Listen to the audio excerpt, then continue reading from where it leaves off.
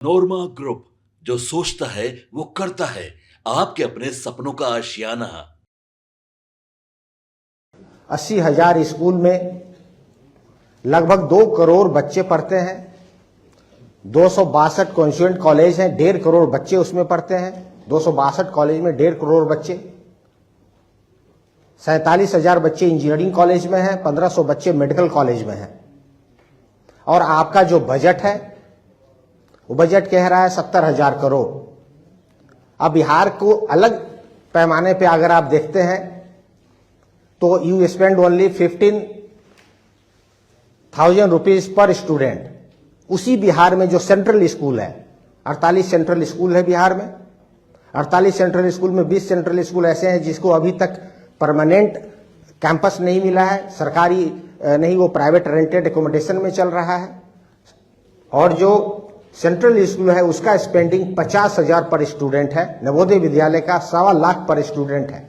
अब दिल्ली को कंपेयर कर दें, हिमाचल को कंपेयर कर दें, केरला को कंपेयर कर दें, 1 लाख से ज्यादा पर स्टूडेंट इन्वेस्टमेंट है।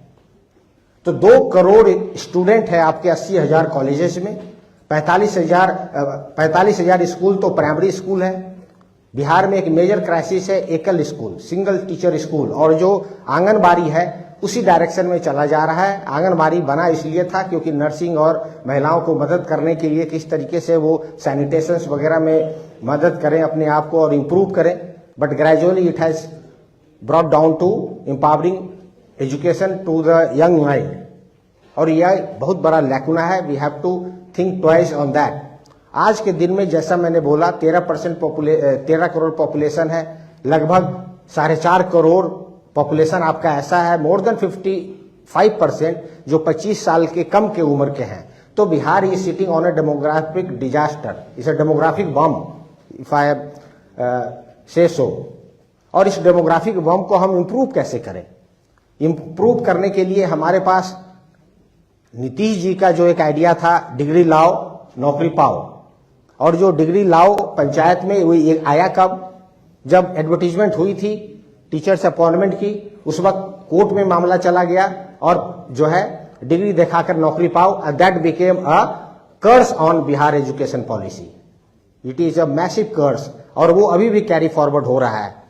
अभी अपॉइंटमेंट हुआ है, मनिंदर सर ने जैसा बोला कि जेएनयू के बच्चे वहां गए हैं, तो अपॉइंटमेंट अभी हो रही है हायर एजुकेशन में भी। तो ये जो क्राइसिस जो मैं बता रहा हूं आपको, ये मैन मेड क्राइसिस है। नीतीश जी ने उसको ओवरटेक करने की कोशिश की, we have to resolve this. उन्होंने मुस्कुन दुबे, प्रोफेसर मुस्कुन दुबे द्वारा उन्होंने एक रिपोर्ट बनवाया और वेरी सैड टू से वो रिपोर्ट आज तक पब्लिक नहीं हुई। वो रिपोर्ट था कॉमन स्कूल सिस्टम का। बिहार में काश ये कॉमन स्कूल सिस्टम होता तो ये गड़बड़ियां नहीं होती।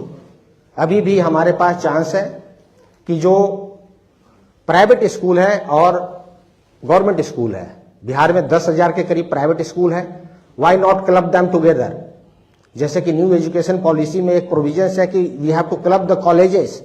जहां पर सिंगल प्रोग्राम कॉलेज है, यहां ऐसे कॉलेज जहां 3,000 बच्चे नहीं है उस कॉलेज में, तो we have to club that. तो प्राइवेट स्कूल को और जो है गवर्नमेंट स्कूल को उस एरिया में है तो क्लब करिए। आज प्रोफेसर का बेटा भी उसके कॉलेज में नहीं पढ़ाई करता है। मनिंदर सर कह रहे थे कि जेएनयू के प्रोफेसर, ड्यू के प्रोफेसर अपने बच्चे को कॉलेज यूनिवर्सिटी में नहीं पढ़ाते हैं, वो बाहर भेज देते हैं।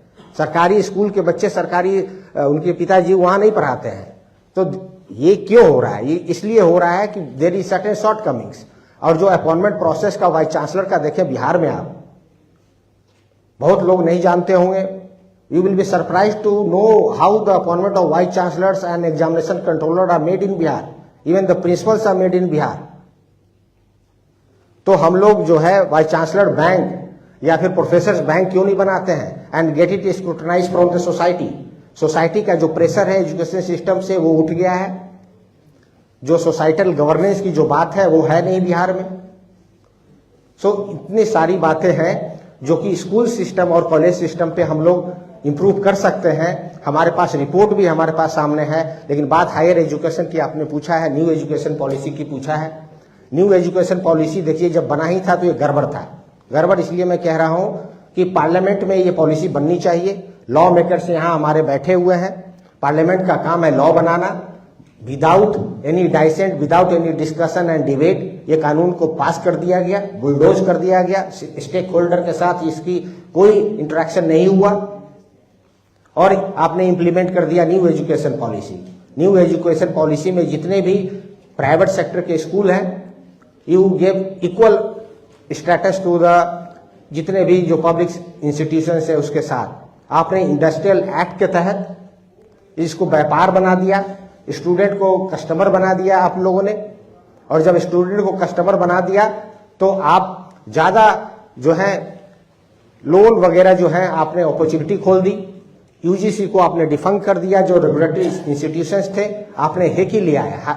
Higher education commission of India, और higher education commission of India का एक बोर्ड होगा, it will be governed by the minister, HRD minister उसके बॉस होंगे। आप ये समझिए कि पूरे को केंद्रीकरण कर दिया गया। जो मिनिस्टर साहब चाहेंगे वही हेकी में मेंबर रहेगा, वही हेकी के 4 संस्थाएं बना दी गई, नैक है, हेफा है, एनआरए है, और जो एकेडमिक करिकुलम बनाएंगे वो है।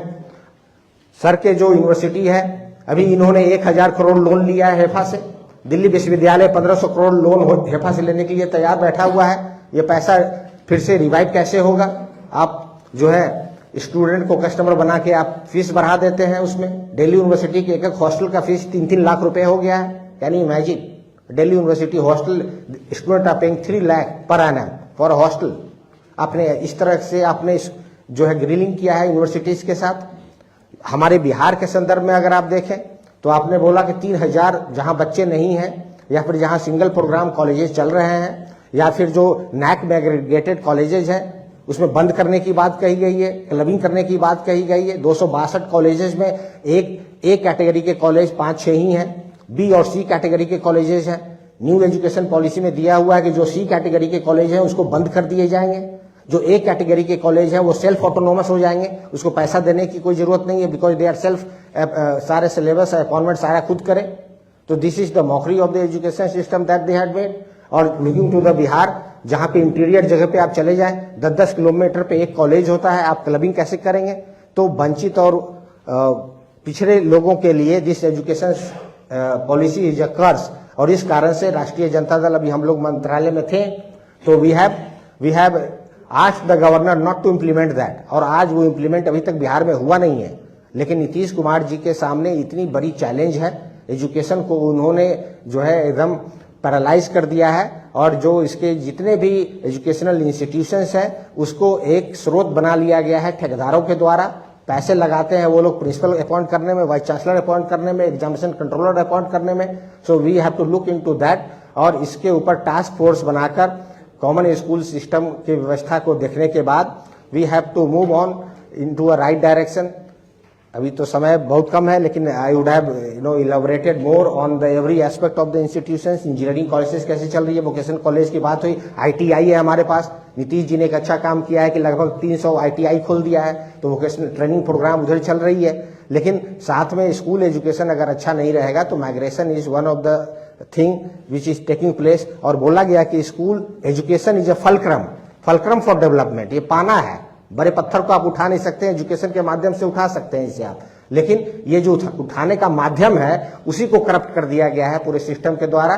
तो बजट एलोकेशन लगता तो बहुत ज्यादा है, पर ऐसा बजट एलोकेशन नहीं है। Looking to the 5 crore Bihari young mind, तो ये मुझे लगता है कि पब्लिक प्राइवेट पार्टनरशिप के साथ जैसे बैकवर्ड स्टेट के लिए स्पेशल ग्रांट दिया जाता है, उसी तरीके से बिहार के लिए केंद्र सरकार स्पेशल ग्रांट दे, इसको निकालने के लिए, इस पूरे जो है पूरे क्राइसिस से निकालने के लिए। So this will be a great policy initiative for the government of India also. Thank you for that. आपके सपनों को हमने सजाया है, ई होम्स पैनोरमा को हमने बनाया है। ई होम्स मेरा एक सपना था जिसपे मैं पिछले 4 साल से काम कर रहा था। हमने जो बनाया है वो सबने है माना। ई होम्स पैनोरमा में हो आपका भी आशियाना। और फाइनली हमने 2021 में इस प्रोजेक्ट को लॉन्च किया। बहुत लोग अप्रिशिएट कर रहे हैं कि पूर्णिया जैसे शहर में, बिहार के, एक तो बिहार की बात करें उसमें भी पूर्णिया जैसे छोटे जगह में इस तरह का लाइफस्टाइल देना, ये सुन के हम लोगों को बहुत अच्छा लगता है। ई होम्स में हमने कुछ और भी किया है, जैसे हम जिस जगह में रह रहे हैं हमारे फैमिली सिक्योर हो, उनको सिक्योरिटी का ध्यान में रखा है। आपकी सुविधा और सुरक्षा आपके लिए खास है, ये आपका विश्वास है। इसमें आर्टिफिशियल इंटेलिजेंस का 7 लेयर सिक्योरिटी का हमने इस्तेमाल किया है। लस ग्रीन कैंपस को बनाया है, यदि हमारा बाउंड्री वाल है तो वो वर्टिकल गार्डन है।